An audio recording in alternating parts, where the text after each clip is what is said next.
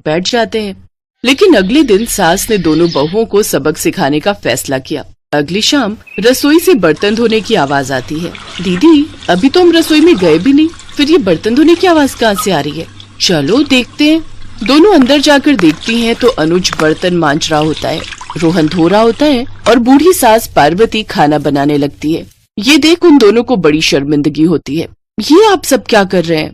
बहू, अब तुम दोनों से तो ना बर्तन धुलते हैं ना खाना बनता है, तो हमने सोचा हम खुद ही ये काम कर लेते हैं ताकि हमें रात की रसोई खाना तो नसीब हो।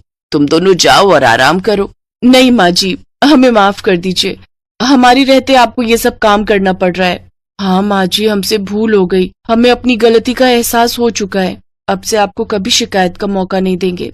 हमारे रहते हमारे पतियों को जूठे बर्तन और माँ जी आपको खाना बनाना पड़ रहा है। नहीं नहीं नहीं, आप सब बाहर जाइए, हम 1 घंटे में खाना बनाकर लाते हैं।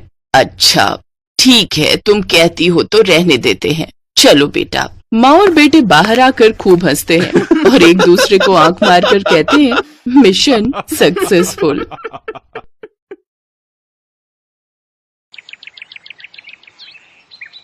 एक रोज शाम के वक्त हिना अपनी माँ के साथ बैठी हुई होती है।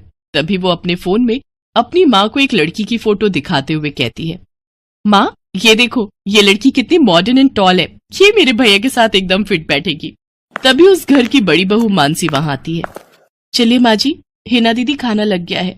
बहू यहाँ तो आ, ये देख हम तेरे देवर के लिए रिश्ता.com की साइट पे लड़की ढूंढ रहे हैं, जो कि सुंदर होने के साथ साथ अमीर भी है। अब तेरे गरीब मायके वालों ने दहेज के नाम पर 1-2 चीज पकड़ा दी बस, इसलिए अब मैं अपनी छोटी बहू अमीर खानदान की लाऊंगी, जो कि भर भर कर दहेज लाए। हाँ, वो अपनी बड़ी बहू को ताने दे ही रही थी कि तभी उसका छोटा बेटा हितांश एक मॉडर्न लड़की के साथ घर आता है।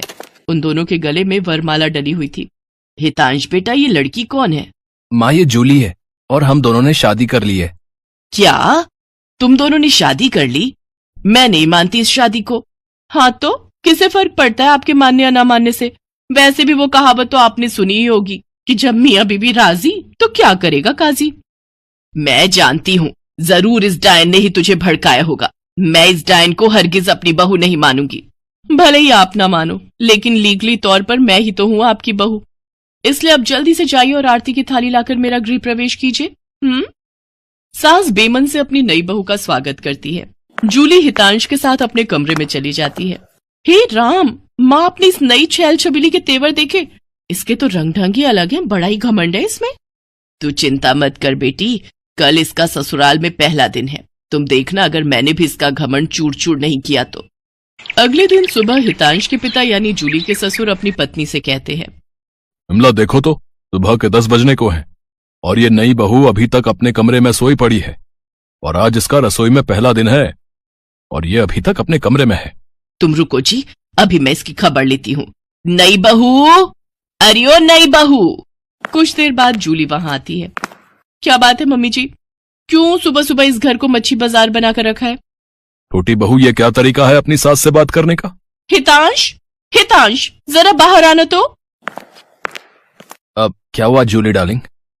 तुम चुपचाप से अपने बाप को समझा लो कि वो मुझसे तमीज में रहकर बात किया करे। पिताजी, आपने सुना जूली ने क्या कहा? नालायक, इस दिन के लिए पैदा किया है क्या तुझे कि तू अपनी बीवी का जोरू का गुलाम बन जाए? बस आपसे ही सीखा है पिताजी।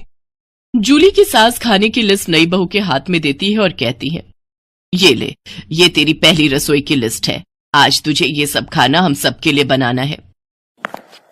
और हाँ, उसके बाद किचन की साफ सफाई भी कर देना। सासू माँ, ना तो मैं खाना बनाऊंगी और ना ही सफाई करूंगी। बहू आई है घर में, कोई काम वाली बाई नहीं जो उसे आते ही काम बता दिए। भले ही ससुराल में मेरा पहला दिन हो, लेकिन इस पहले दिन से अब आप लोगों की जिंदगी बदलने वाली है। तो मेरी प्यारी ननद जी, पहले तो आप इस घर की साफ सफाई करोगी और सासू माँ आप बनाएंगी खाना, और वो भी मेरी पसंद का। मैं ये सब नहीं करूंगी, समझी? देवरानी जी, ये सब क्या कह रही हैं आप? हम इस घर की बहू हैं और ससुराल वालों का ख्याल रखना हमारा फर्ज है।